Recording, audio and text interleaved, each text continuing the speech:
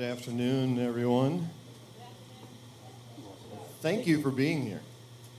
I know it's been a long conference and you're exhausted. It's okay to nod off every once in a while.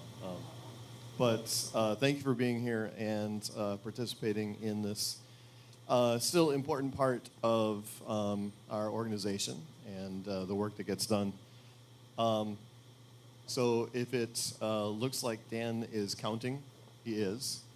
We're trying to get up to the point where we have an actual quorum. Luckily, we don't have anything except approval of the minutes that we have to vote on. So that would be the only thing that we can't do if we don't have a quorum. So we are going to skip the first item on the agenda to start with. Oh, sure, all right, not that part. We'll call the meeting to order. Thank you. We're going to skip the approval of the minutes. Oh, and we're probably not going to do refreshments, bathrooms, and lunch plans. That was a carryover from the executive committee meeting. So our first report will be from Sherry Adams, our treasurer. Good afternoon. So GLPA is very fiscally sound. We have currently $173,752.61 across all of our accounts. We hold money within an account associated with the gift shop. We hold money in our image bank that helps to sell some of our different shows. And then we have a checking account.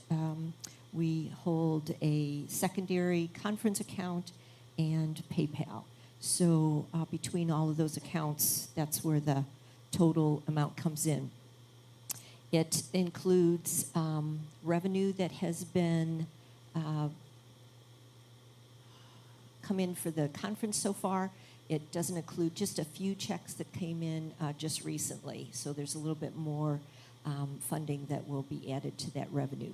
We do have lots of expenses for the conference, which will be relayed at the end of the conference. So this doesn't reflect what our account is after the conference is over. So I can update that. I've had a discussion with Jeff about updating that through perhaps the newsletter if you're interested in seeing that. We had this spectacular Pleiades conference last fall, you're all aware of. Anna and her crew did a great job. So there was excess, there was $5,540 that was due to a GLPA, and that's in the column that's accounted for in the 30th September balance that's listed up there. So that includes the $5,500 that was due to GLPA because of the percentage that we were owed from the revenue excess. Yeah, we had lots of GLP members there. Okay, so does anybody have any questions about the balances or?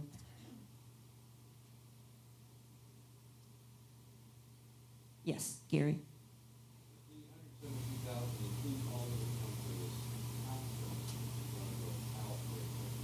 Correct. So the expenses, very few of the expenses have been accounted for thus far, just a few. So, but even with the expenses, we are fiscally very sound. We are,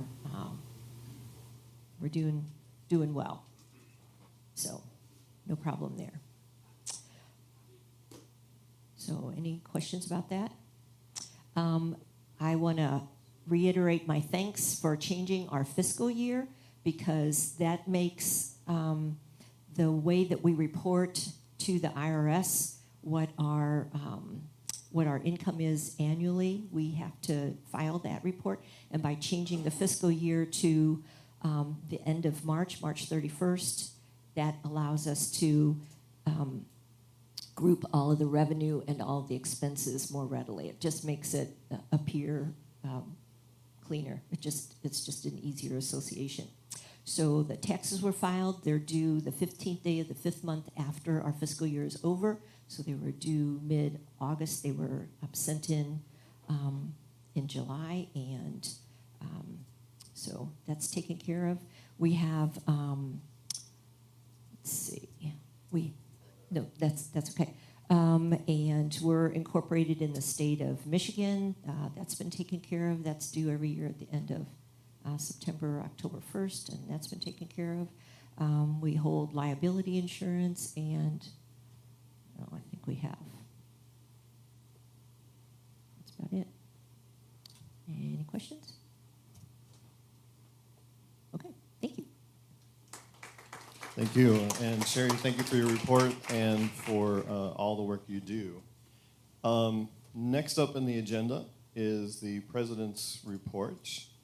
Not much of any substance. Most of it is just kind of normal kind of day-to-day business stuff. We are looking for whether or not maybe we have some type of niche that isn't already being fulfilled for like ongoing professional development throughout the year. So if you have any ideas or interest in that, talk to Peggy. Peggy, wave. No wonder I couldn't see you.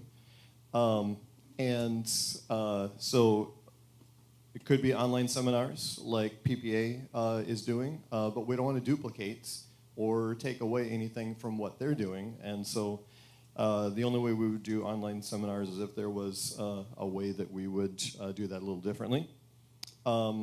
And you already know about the climate and diversity survey, which I reported on behalf of Shannon and her team. So that's it for the President's report. Yeah, thank you. Well deserved. That was sarcasm, just to make sure you know. President-elect's report. Waylena.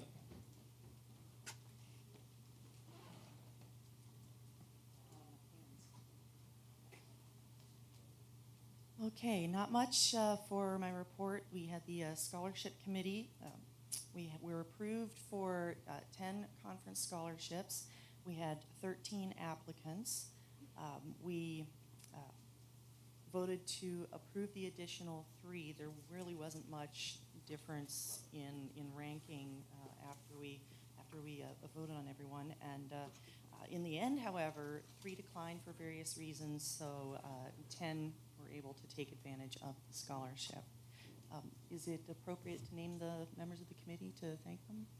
Okay, so I want to thank Dale, of course, past president, Paulette, membership, and Mark Reed, and Sarah Schultz, who couldn't make the conference herself, but for very good reason. So, yes, so very, very happy for her on that. That's about it. Questions? Thank you. All right, thank you very much for the report and for the work that you did for the scholarship committee. We as an organization appreciate that, and certainly the scholarship recipients have an interest in that. Thank you, Dale, for being such a pro. You're already on deck and ready to go. Past President's report.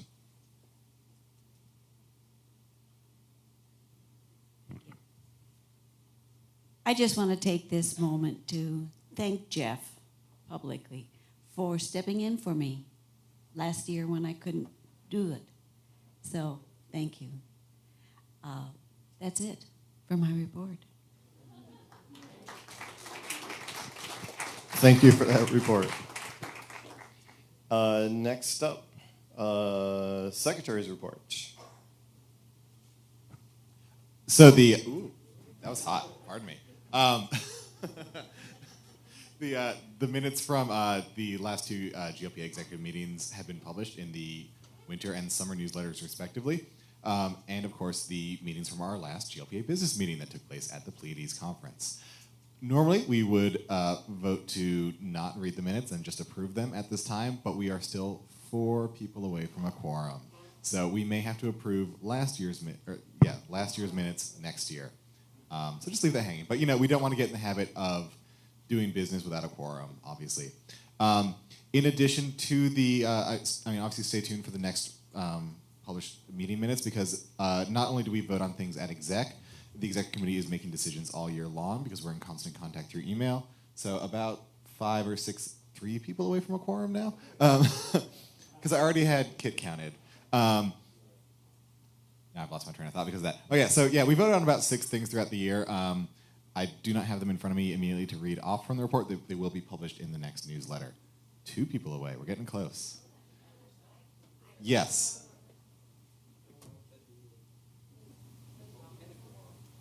Can she pay her membership?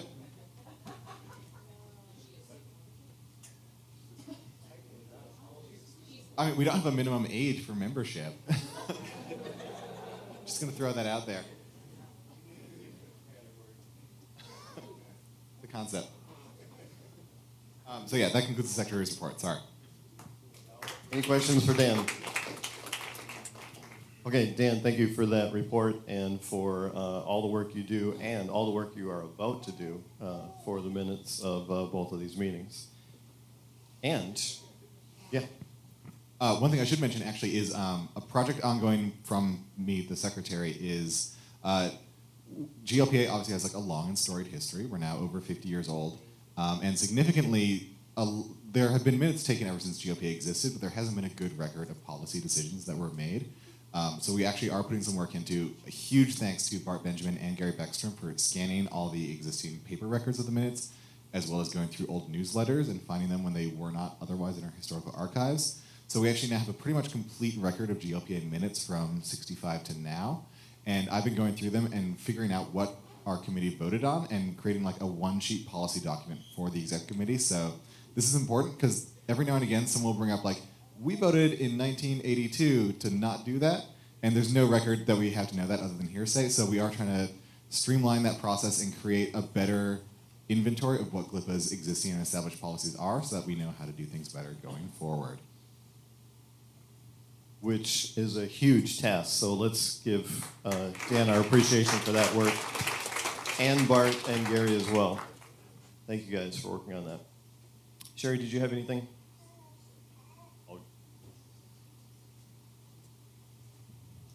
Thanks, Jeff. I already mentioned about my non-financial reporting of our insurance and the Michigan incorporation that we do annually, but I forgot to mention that Shannon was able to procure $3,000 kind of sponsorship donation from the Visitors and Convention Bureau of Lansing, which went towards offsetting expenses from our conference. So besides all the work that Shannon's done, that was a remarkable addition to our treasury. Thank you.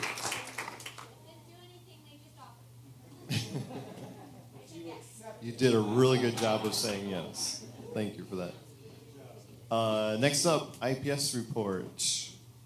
Mike Smale.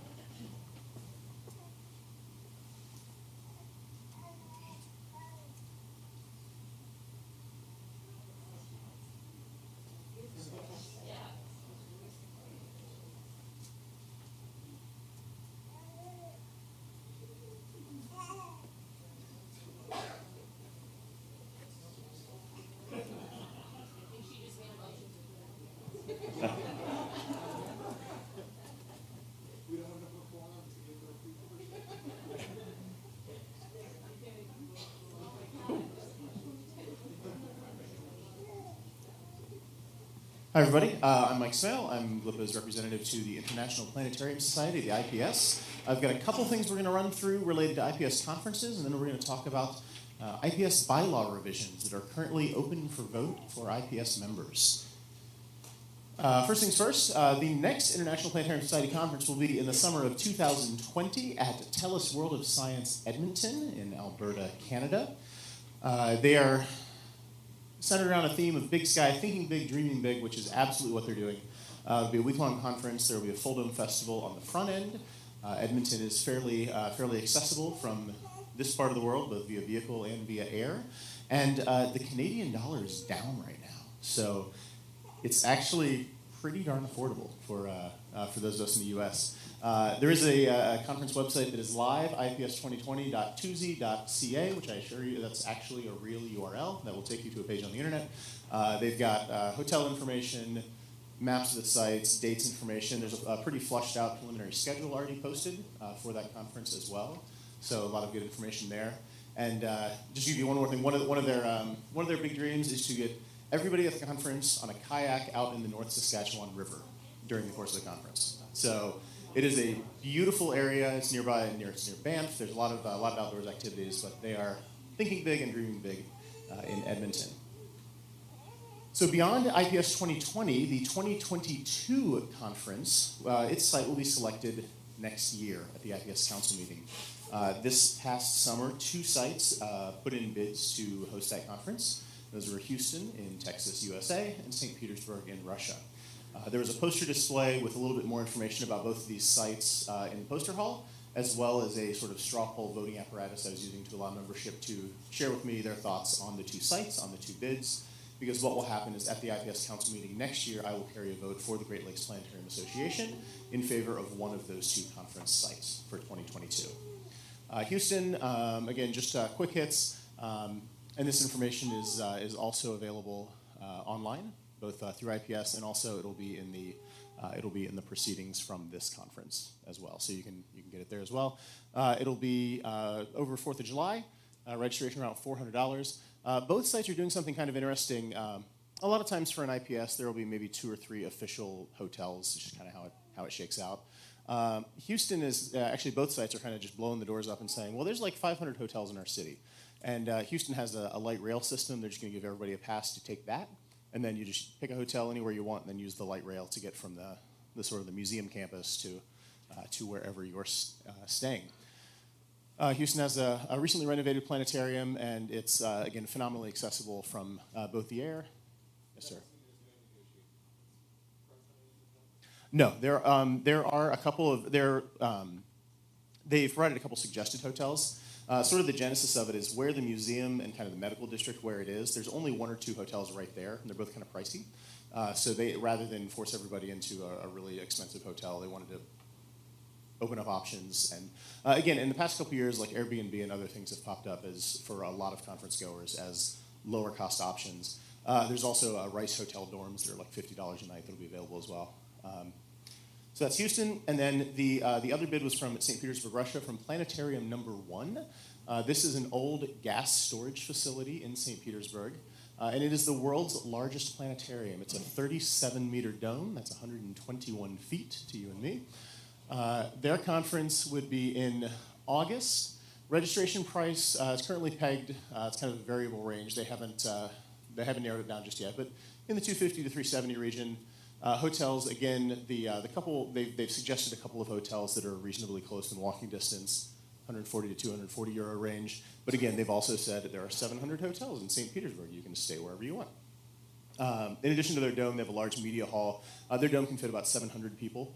And they have a media hall that fits about 600 people, so no parallel vendor sessions, because you can fit just about everybody in one room at the same time. There are no nonstop flights to St. Petersburg from anywhere in the United States, but there are from just about any major European city. You can fly there and then get to St. Petersburg from there. You can also take a ferry to St. Petersburg from Finland and somewhere else, so another option. All right, so getting into the meat and potatoes of what I want to spend a little more time talking about. In addition to IPS officer elections, which are currently underway, there are bylaw revisions for the International Planetarium Society. The way the IPS Council is currently set up, IPS has elected officers, the same as we do, 3 past, elect, and president, and then secretary and treasurer. And then there are currently 22 regional affiliate organizations of the International Planetarium Society. GLPA is one of them. GLPA is the largest of them, far and away the largest of them.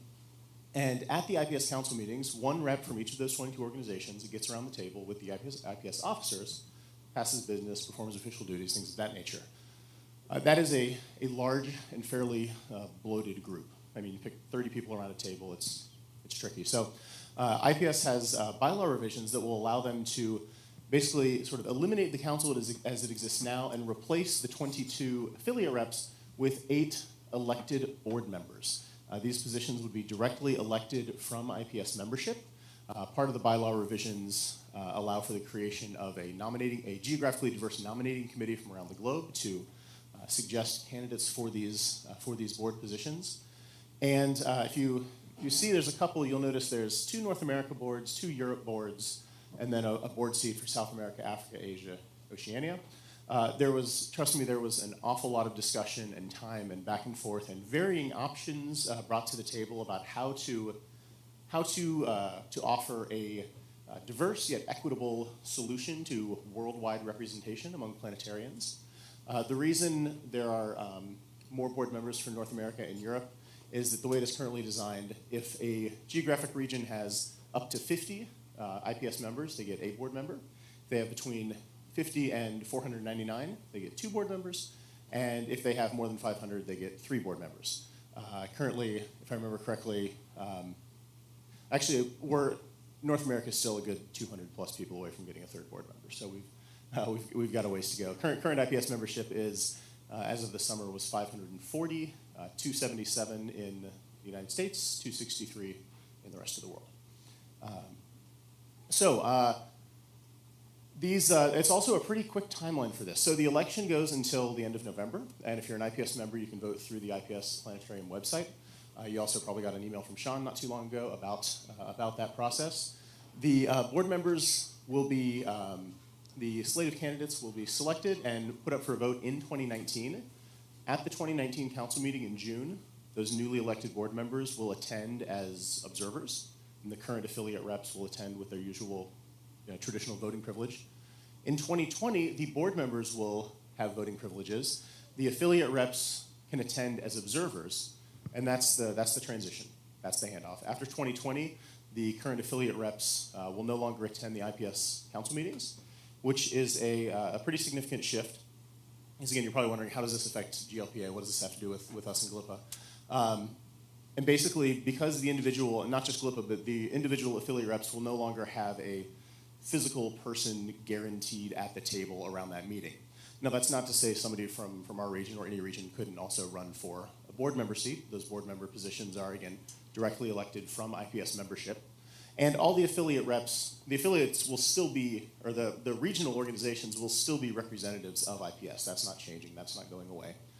They will just communicate their region's news and information to their respective board member or board members, and the board members will represent that to the council. This will, GLPA Executive Committee is keeping an eye on this as once the election is finished, if the changes do pass, then that will require rewrites of our GLPA bylaws. As it relates to my position, the IPS representative position. And then GLPA Exec we're going to form a committee to look into more specific bylaw changes and adjustments that might be required. So I've been talking for a lot. Are there any questions? Buck. Oh, I should probably bring you a microphone.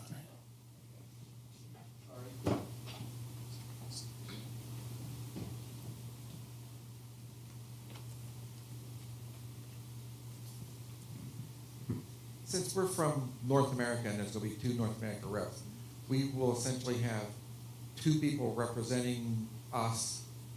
It's not going to be a division of the area. Because the board positions are still terms. They're 2-year. They're term limited sort of positions. So it could fluctuate. The initial 2 board reps could be from GLPA and SEPA, and then the person from GLPA might go away and somebody from RUMPA comes in, or who knows, it can bounce around. So there's not really any design to try to split the country. It's the U.S. and Canada is North America in this implementation. So there's no plans to split it up geographically. It'll just be whoever those 2 people are. Those are the conduit.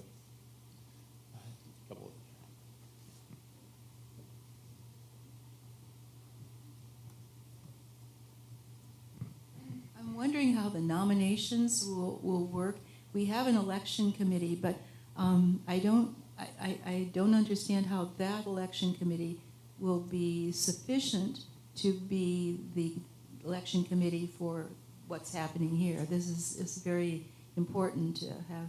It is, yeah, that is nominations coming from a lot of different. a fantastic ideas. point, and there will be a separate elections committee created. I think Sean might want to say something to that end. But basically, a different group will be created of global representatives to handle that. Yeah.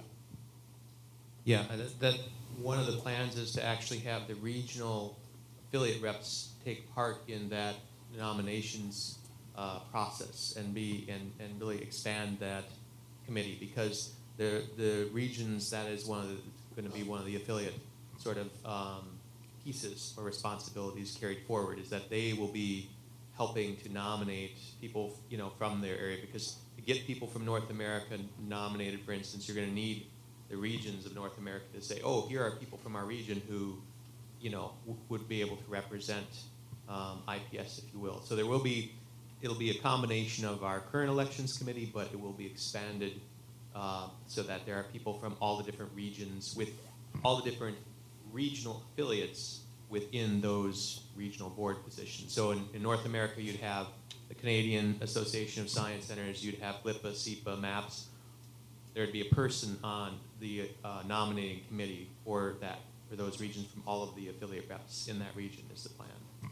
Excellent, thanks. And for those of you who don't know, Sean Letch is the current IPS president.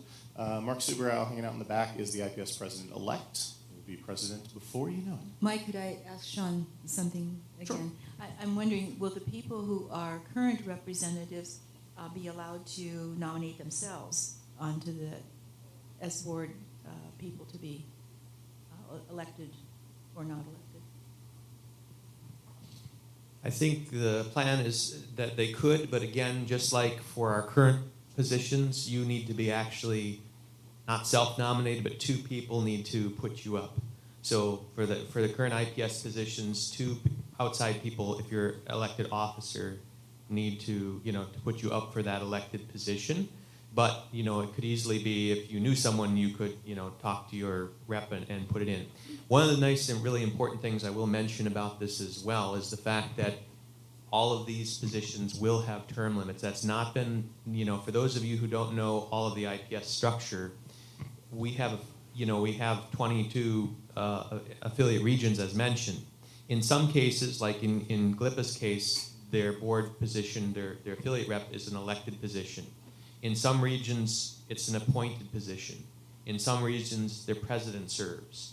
So it's kind of all over the place, and sometimes those reps are there, and sometimes they're not. So this really makes sure that the board is really serving IPS fully, and it's fully elected from our membership, so it really represents. But it also makes us smaller, nimbler, and able to make more decisions more quickly and more efficiently. And to provide what I think is really key, a way for younger people to get involved. Currently, IPS cannot afford to pay the entire way for all board members to attend meetings, which means that typically it's older folks and folks from bigger institutions who can afford or self-support themselves to go. This new way will allow younger people who might not necessarily be from big institutions or have big budgets to go, because their travel will be funded, and being able to move to a smaller board will allow us to do that. So it will streamline, it will make the organization much better in a number of ways, in theory, in terms of things. And so hopefully that helps. We've got a couple more over here. So can you get Sue while you were over there? Thanks. So he just answered one of my questions, was about who votes for these people, because in Europe or in Asia, they don't know who we are. So it sounds like the whole membership will be voting for these people. Mm-hmm. Correct. So the campaigning or the PR for whoever is running has to be really strong. It will be the same like within the officers, where it's put up. It'll be the same like the officers. It'll be put out in the planetarium. It'll be put in a variety of places. And the other thing I would say with that is, ASP does the same type of thing, where their board members are nominated from around a whole variety of things. Not everyone knows But that's why those candidate statements are important. They're put out there and put forward so everyone gets to read them. And please, folks, one other thing. I know there's lots of questions, and I think Mark wants to say something or two. Please take time to vote. This is like a 2-minute thing. Please vote. It's really important to the organization. If you are an IPS member, it really is a responsibility, kind of like hopefully you think of that way with regular elections. You're in the U.S. for other things. So it is a responsibility. Please do vote your conscience. You know, if you don't know, read the candidate statements, read through the things, vote your conscience, but vote. That's the important thing. Just to clarify, because I'm not so sure after Sue's question, but if you're running for North American representative, it'll be all the North American IPS members who vote for you, right? You're not voting for people in other regions. Yes, it'll be broken up by geographic area. Yeah. But you're still voted by all those members within that region, so.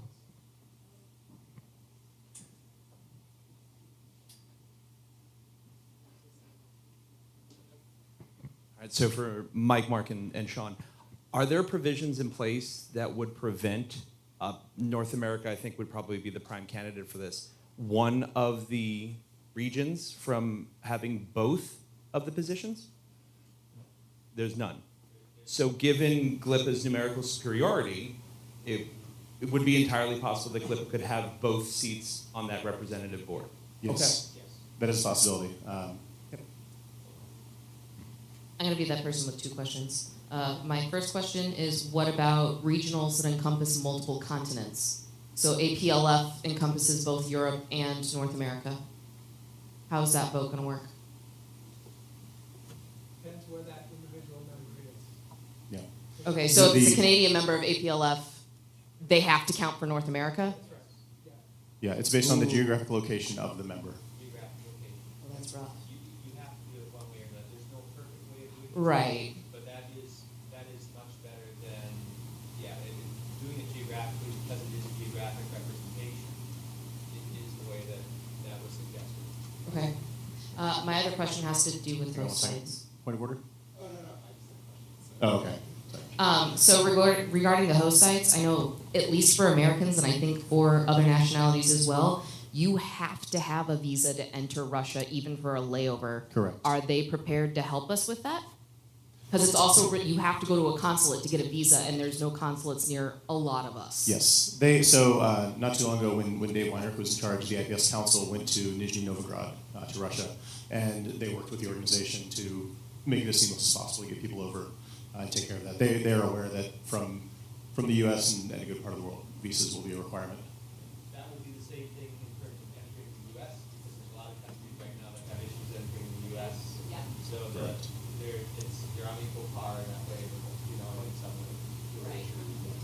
Yeah, and just to repeat, like, yes, that Sean brought up, that goes the other way around as well. There are now a number of countries that have those sorts of same visa concerns coming into the United States as well. So. Could you explain what might happen in the event that this doesn't pass? What Sure. will IPS's... Yeah. I mean, IPS is very vested in this, as Sean said, getting down to a more narrow, more focused, more precise organization to continue going and growing. If the vote were not to pass, IPS would do the due diligence and determine why, and then it would go back out for a vote again. Like this will, IPS's and these guys over there. Let's give them like. Yeah.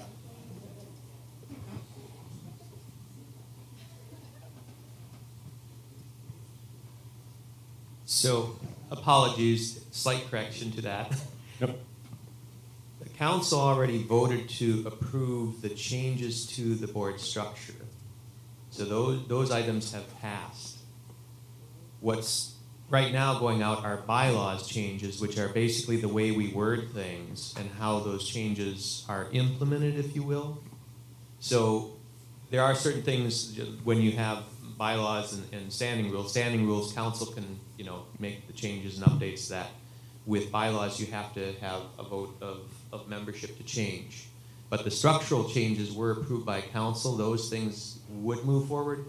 If the bylaws changes don't pass, we'd have to go back and rewrite the bylaws and come up with a better way of rewriting the bylaws or something like that. But the structural changes have actually those, council did approve those. And that was a decision council could take because council itself is allowed to govern because that's what they are, what their position is to do.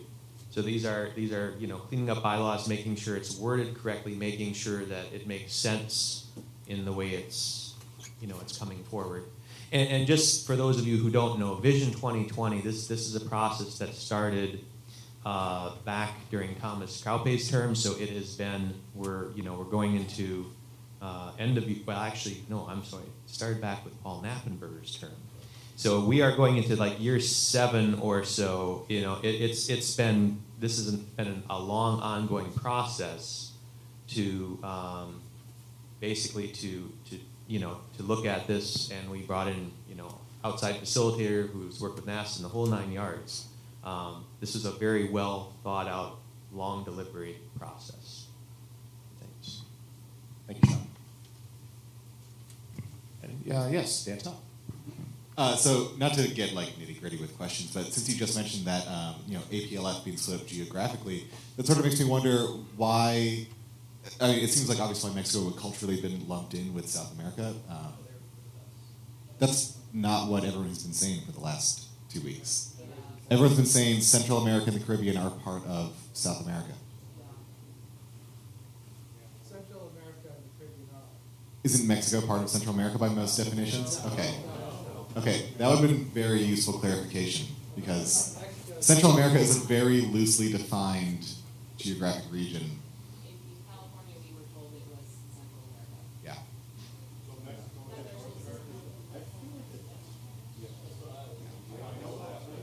Yeah, I mean, these boundary issues get really complex, and then you're like, what is a continent anyway?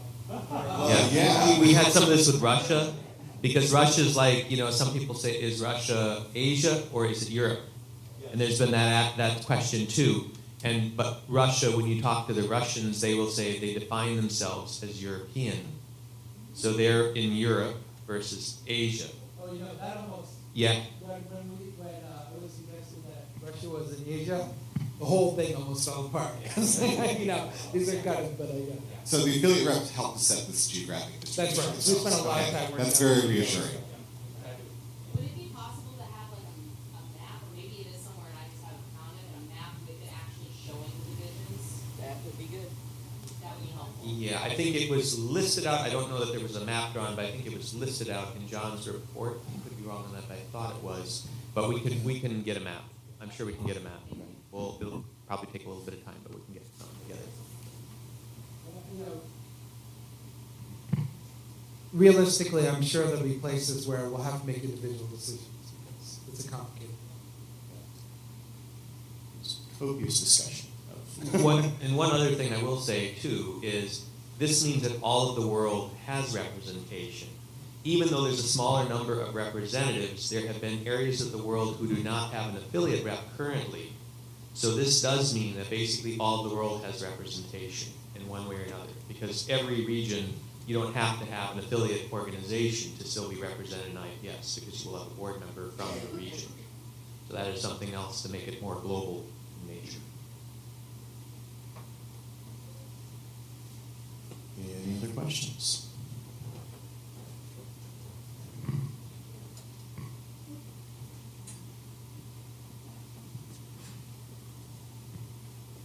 I have two. I wanted to make the point that GLPA does allow younger members to, you're young. Relatively. Yeah, to attend because we pick up the 2/3 that IPS doesn't to send our rep to IPS. So that would quit, I would assume, since we wouldn't have a rep anymore. So it could save us a lot of money.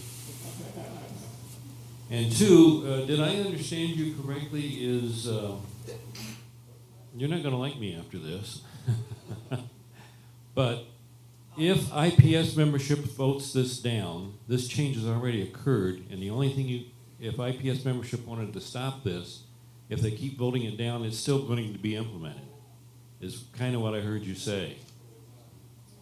So it sounded that way. Yeah. So I think if you look carefully at the bylaws, the proposed changes are not about implementing the structure. It's about implementing wording changes that reflect the structure. So, for example, one thing is everywhere we use the word council, we now use the word board, things like that. So if you vote it down, it's just going to make a mess for us, to be honest. But it's not going to really do anything other than make a mess. Yeah. Again, you're right. Your representative voted for us. I will mention, Gary, yes, GLPA has done that. They've sent their rep, they've paid for the rep. That's not all the cases with the others. And like I say, so, this will allow, because in a lot of other regions you find that, only the, like I say, certain areas are able to represent it.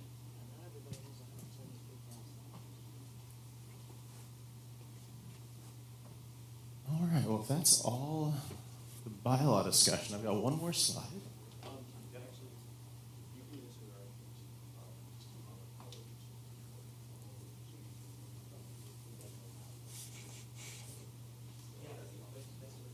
Sure. So a point that Jeff just brought up is currently GLPA is an organization, the executive committee of GLPA has 6 elected positions and 6 appointed positions. And that's a balance that we want to keep. So depending on how things play out with the IPS representative position, for example, that may be part of larger changes that GLPA looks into going forward as well. Oh, Mike, one other last thing. I know I need to move this along, but the affiliate reps, as I mentioned, they're still going to have a role in this, all right, because they are going to be, reporting to, and even though the board session, they won't be paid to go to the board sessions now. Notice not council sessions unless you guys vote to keep it named council. But if assuming that we move to the board, affiliate reps would still be able to attend that. It would be on, either their dime or their region's dime if they decide to do that. But they still would be invited to attend, just like we invite our committee chairs and things like that to attend, even in the council year or the conference years. They still would be invited to those things, but not funded. And in an observational capacity. Yep. All right. Speaking of IPS membership, IPS is always looking for new members, new folks to get involved around the world. There's a number of recently lowered membership costs to try to help drive attendance, including some student and career starter rates that start at only $25 a year. You get a lot out of it. The Planetarium, the IPS Quarterly Journal, which you had copies of at the poster displays. Hopefully you grabbed one if you're not an IPS member. Obviously, you have to be an IPS member to attend IPS conferences, which are every other year. There are a number of online resources and growing professional development opportunities available to IPS members as well. And as came up earlier, you get voting rights in the larger organization. And then one last note, please visit the International Planetarium Society webpage. It's ips-planetarium.org. There are a number of additional initiatives that Sue Button is responsible for. Coming up at the end of this year, Voices from the Dome, the Week in the United States for a Planetarian Operator. Those have some deadlines coming up toward the end of this year. There's also information about the International Day of Planetariums and other events there, so give those a look as well. And yes, somebody in this room also helps handle social media for the International Planetarium Society. So they are contactable on Twitter, on Facebook, and on the web. All right. Any final questions? All right. Thanks for your time.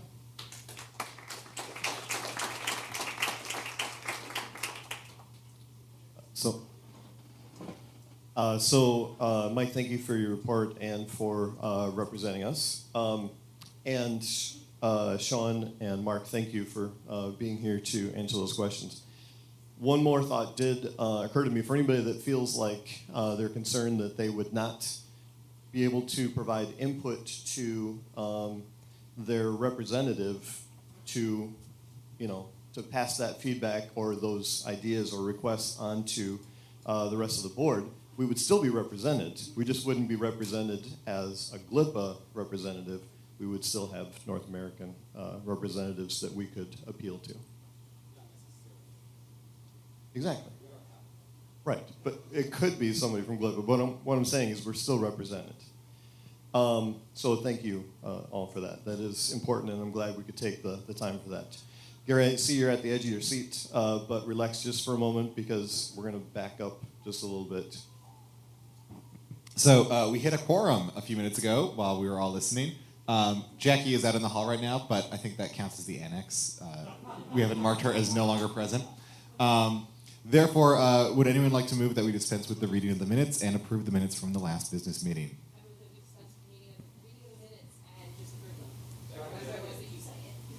Who said that first? That's right. Thank you. All right, so we have a motion and a second. Any discussion? All in favor of the motion, say aye. Aye. Opposed, say nay. Anyone not vote? All right. So thank you, Dan, for those minutes and for that report. All right, so now Gary. So Gary, with conference planning. Come on up, Alex.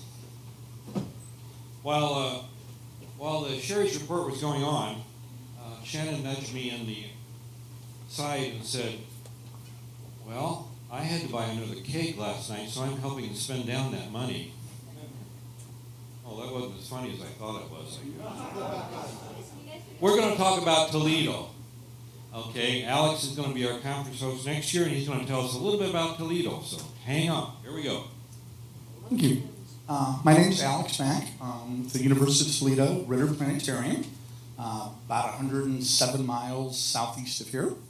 The conference is going to be on October 23rd, starting on October 23rd. The hotel is going to be the Park Inn in downtown Toledo, right adjacent to the convention center and our AAA baseball affiliate stadium. Also, just about a 4-minute walk from Imagination Station, our local science museum, Children's Science Museum. Most of the conference will be held at the university. We have a 40-foot dome, seats 96 people. We have a Spitz Dome XD. So we'll have all the planetarium events will be in there. Most of the other events will be in the Student Union, which is going to be about a 2-minute walk from the planetarium. And we'll have most of the sessions in there, including the vendors in the auditorium. Waylena, you might remember that. It was where my wedding reception was. So that's where we're going to have the vendor display and a lot of the other activities as well. That's about all we have at the moment. Anybody has any questions? No? Okay. If anybody has any suggestions for speakers, for any ideas you might have, by all means, email it to me, call me, whatever. And I'd also like to thank everybody here in Lansing for really showing us how to run a conference. I think they did a wonderful job, and they were a terrific role model for us. Thank you.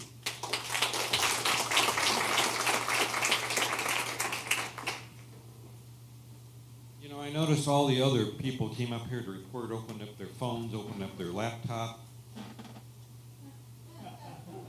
I have a question for Alex, though. Do we have any idea about expenses? Oh, yeah, the hotel is going to be approximately $90. Hotel, approximately $90. For the rest of the expenses. Yes, per night, as Dan pointed out, not for the whole thing, yes. 2020 will be in Kalamazoo. We won't give you too much information about that, but the hotel is about 110, as I recall, plus tax. These are all plus tax. So there's always 11 to 17% usually tax on hotels. State meetings are coming up. We had state meetings here, or state caucuses actually, here at the conference, and usually the biggest job they have to do is to figure out where the state meetings are going to be in the spring. I know Indiana's is going to be in Indianapolis on April 13th or 27th, unless it's changed, and I don't see any indication that that's happened. Michigan is going to be on May 18th in Detroit, and I have no idea where Ohio's going to be. Ohio is in Coshocton on April 27th. April 20th. Bart, are you ready? Illinois? We'll be in Bloomington, Normal on April 13th. April 13th. And Wisconsin, Minnesota? We'll be in St. Paul, April 12th and 13th. So you can't go to Illinois, Wisconsin, Minnesota at the same time. So they're on the same day. I want to encourage you, we're doing something this year that we've never done before. And that's an online conference survey. Usually I get 60 of those papers back, and I spend several days going through them. Thanks to a very wonderful person.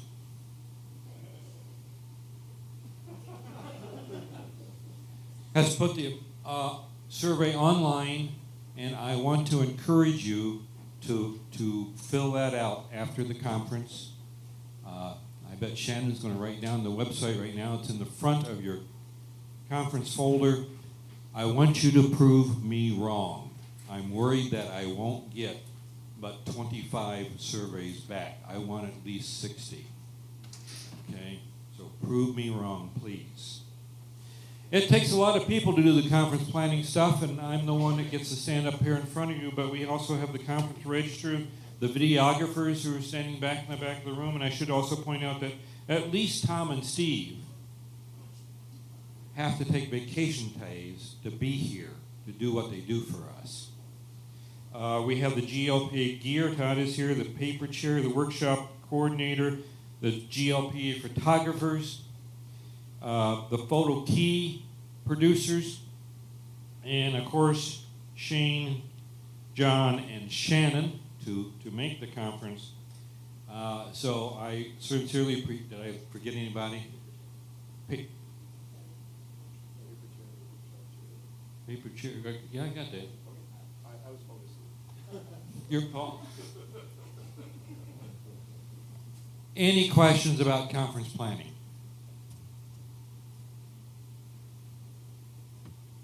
Any answers about conference planning? Nothing? I'm going to make a short report. I want to say something. When you're filling out the survey, keep in mind there's a lot of stuff that goes on behind the scenes, and things that may have irked you that were minor things were probably things that the hosts thought about and tried their hardest to make as comfortable as possible for you and did the best they could. That doesn't mean it can't be improved upon, but don't be a jerk about it. They tried. Our conference hosts do have a day job, and they are all volunteers. But I still appreciate it if you would list those things.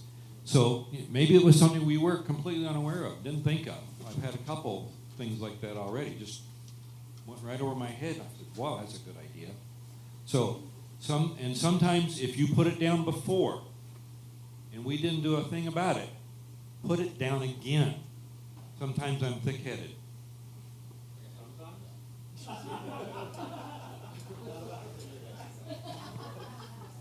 And also one thing to add to that is we on exec actually like debate back and forth quite a bit. We're not like always 100% in agreement. And your voice in these conference surveys is a big part of how we make decisions. So like it really matters. Like these aren't a joke. Thank you, Dan, for that. That's a great comment and important comment. Thank you, Gary. And let's also include, we don't do this, we could never do this enough. One more big round of applause for all of the conference planning people.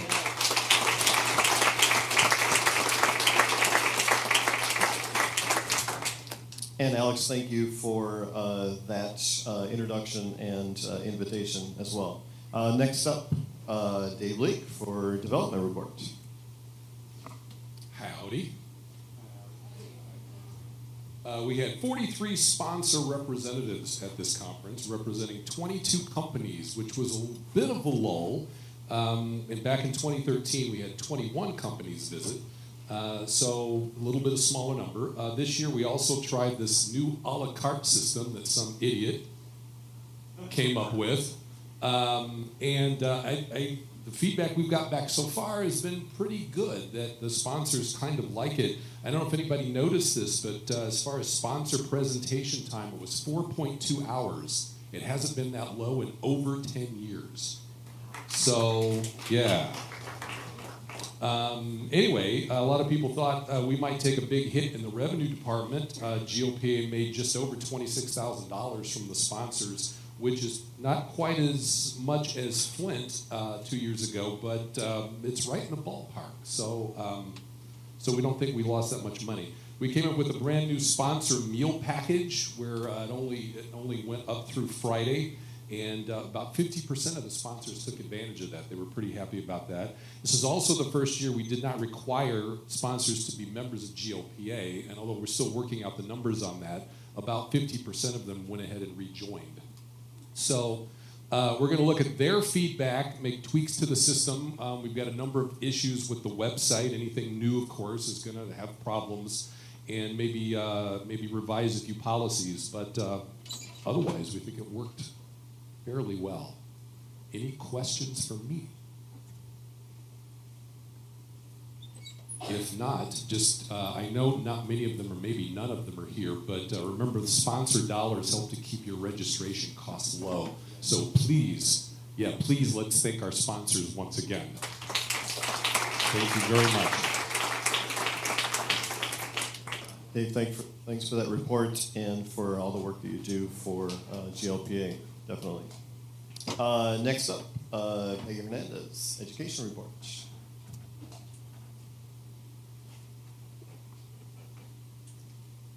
Hello, everyone, and I have paper too. I like pen and paper. As the brand new education chair, I've met at lunch at the special interest meeting with everyone and have 3 kind of focus areas that I'm planning on working on with other members that volunteer. The PD learning, also with Jeff, he has some ideas, a way to polish it up, a way to clean up a system, find a way to get more professional growth out to us, for each other. I'm going to look into finding out how we do maybe CEUs or CPDUs to offer to our members when they complete professional growth. There's a lot to talk about. I have a list of people who already want to help out with this, and if you're one of those and you're not on my list, you can always contact me, and we can work on it together. The grant project, which has been in the makings for a while, is still a thing. We're going to be getting the application out soon, finishing up a few things on it, and that should be available on the website for projects that we want to do within our planetariums. And then a little working on some alignment documents, I guess we'll call it. The alignment document that was made years ago is still online. It's still there. It's still valid. And we've talked about connecting it with the next generation science standards. Something a little shorter, smoother, something you can pick up and use to justify your teacher visits to your planetarium. If anybody wants to help out any part of the education, feel free to contact me, and I may be contacting you anyway. Yes? I've been working on that alignment document with Jean and Sally, and it's almost done. Yeah, you're on my list. We're going to talk, because you're on that little subcommittee of my committee. And you've been a little busy, and I did hear that you had some stuff, and we'll talk. And we've done that. Okay, we'll talk. And that's it. Any questions?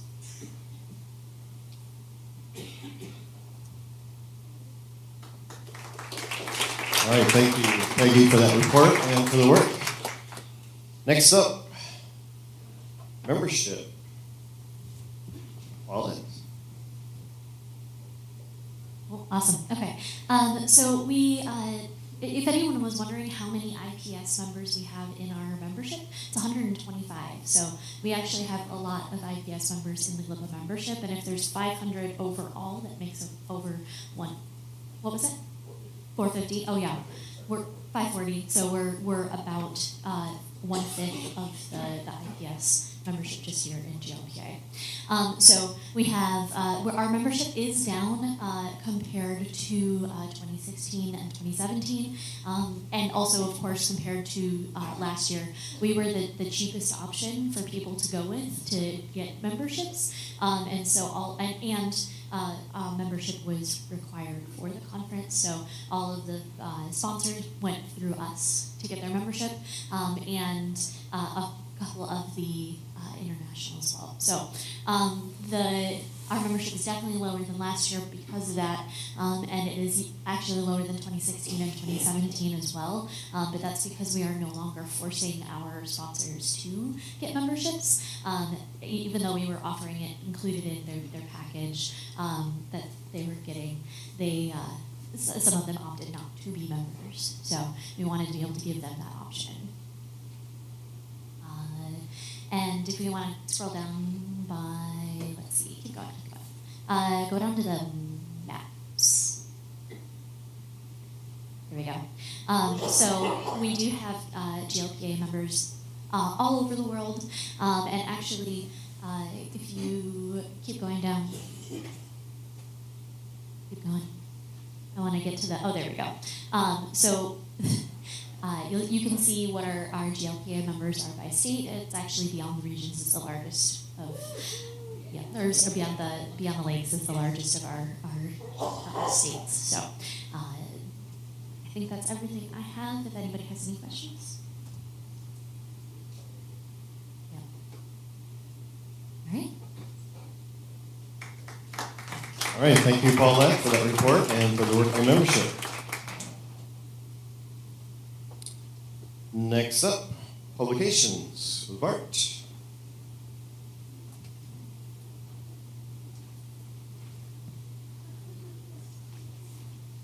Okay, I'm going to just hit the highlights here so that we can move things along.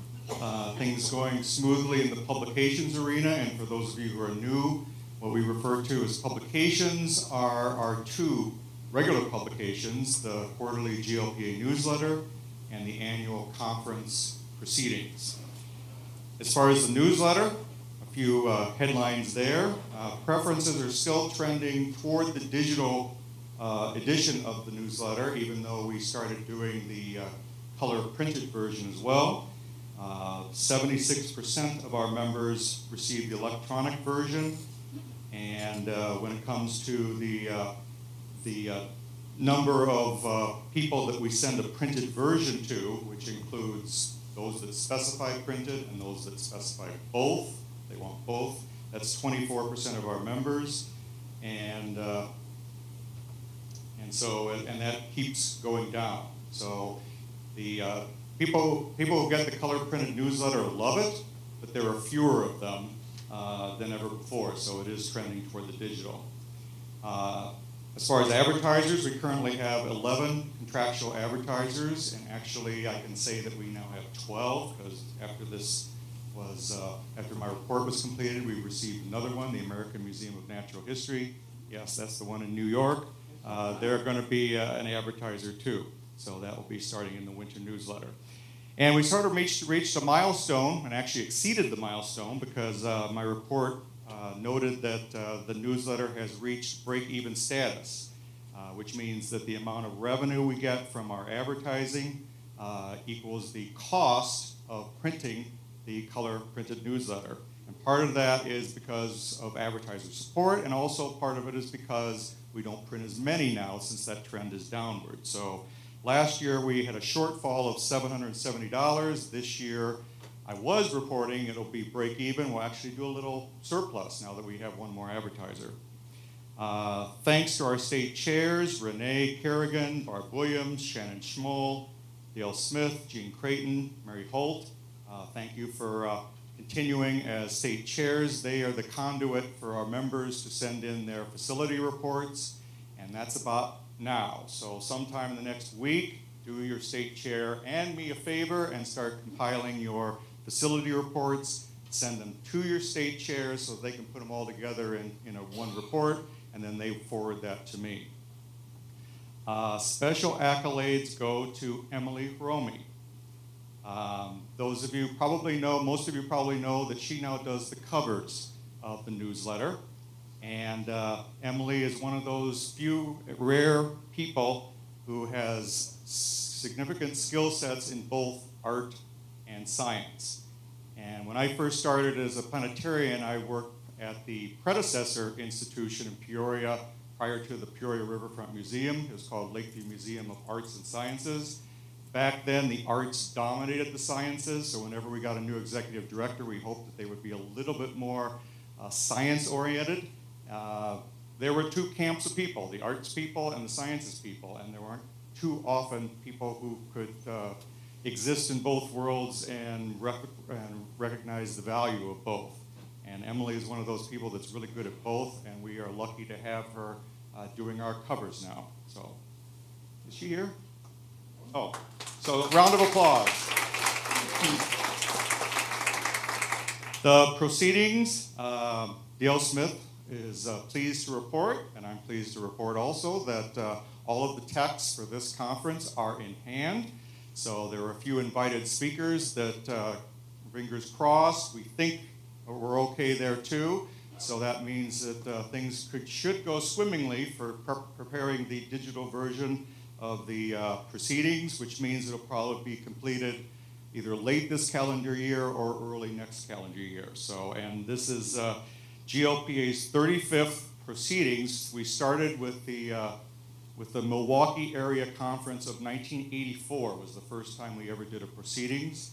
And all but the first 4 of them were done by Dale, so this will be his 31st. And finally, the deadline for the winter issue of the newsletter is fast approaching. So in addition to compiling your facility reports that you send out to the state chairs, if you have anything else, including photographs, they're always, the IPS planetarian editor is always looking for photographs to go along with the information. So if you have photographs, send those too. Some of you are doing that, so I just want to keep the ball rolling in that regard. So put together what you have and send it to me soon, because believe it or not, the winter newsletter is soon to be taking off. So any questions? That's my report. Yeah. I just want to tell you that I think I did about 14,000 photographs in 7 years. Wow. That deserves a round of applause.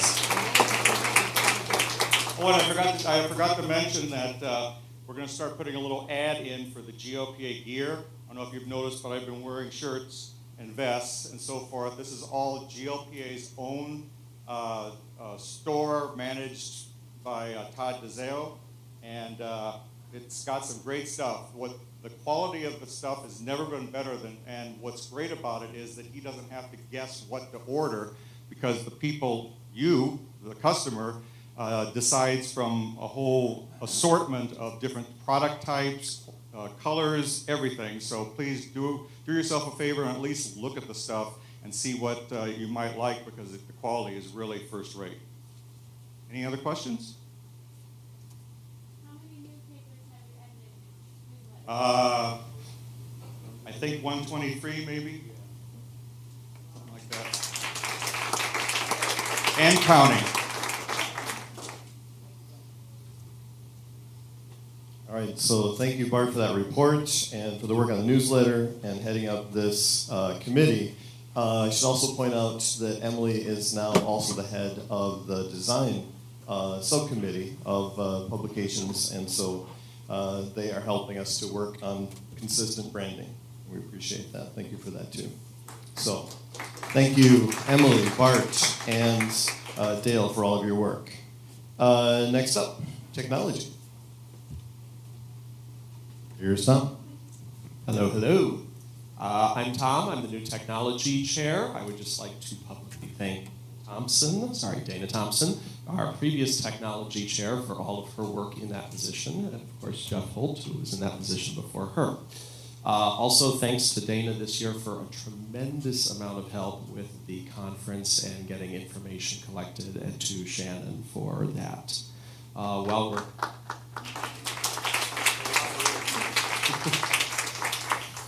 While we're on the topic of conference registration, I just need to express my public thanks to both Janet and Paulette for their work on sort of trying to help me keep the database in good order as we went through that process. Adding the sponsor a la carte system this year added a new twist to things, and their help was just invaluable with that.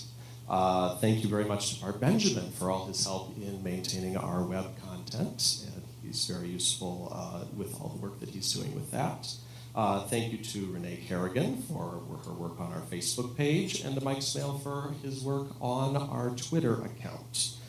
And because they gave me a microphone, I just have to spend a moment to publicly thank our video staff for all their work, because we're now doing AV things for the conference as well. So John Forge, Brian Wolf, and Steve Sumacrest, I want to thank them for all their work. And a little bit of midnight coding this year on those screens that you saw up here in the front that show all of the tweets and things that come in during the conference. Twitter did a API change on us, so we had a little bit of last minute hacking on that, which is a little exciting. By the way, oh yes, let's.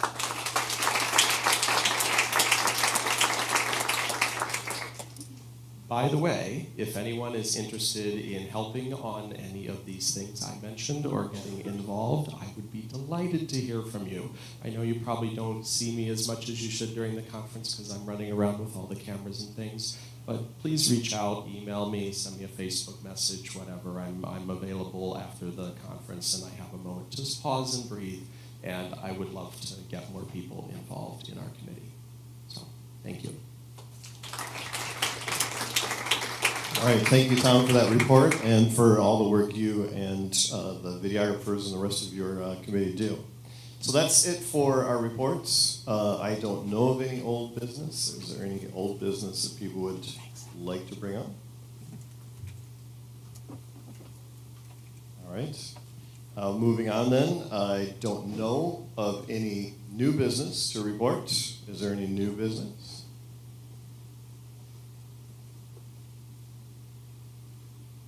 Am I waiting too long? All right. And then do we have a motion to adjourn? Do you got those names? All right. There's no discussion on the motion to adjourn, so all in favor say aye. Aye. All opposed say nay. The ayes have it, I declare. So we are adjourned. Thank you so much.